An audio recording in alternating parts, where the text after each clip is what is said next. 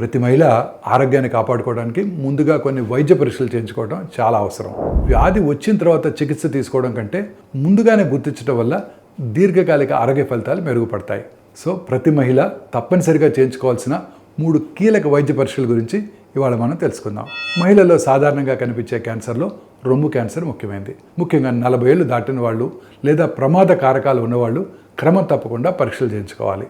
సాధారణ మ్యామోగ్రఫీ కంటే 3D mammography అంటే టోమోసింథసిస్ మరింత స్పష్టమైన ఫలితాలను ఇస్తుంది.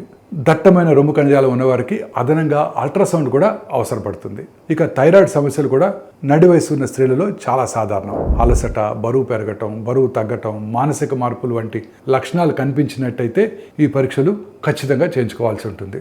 ఇక గర్భాశయ ముఖద్వార ఆరోగ్యానికి పాప్స్మియర్ పరీక్ష లేదా HPV DNA పరీక్ష చాలా ముఖ్యమైనవి.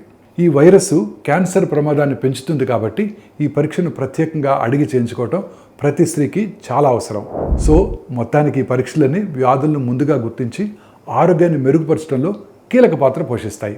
సో వార్షిక ఆరోగ్య పరీక్షల సమయంలో వీటి గురించి మీ ఫ్యామిలీ ఫిజిషియన్తో చర్చించి చేయించుకోండి.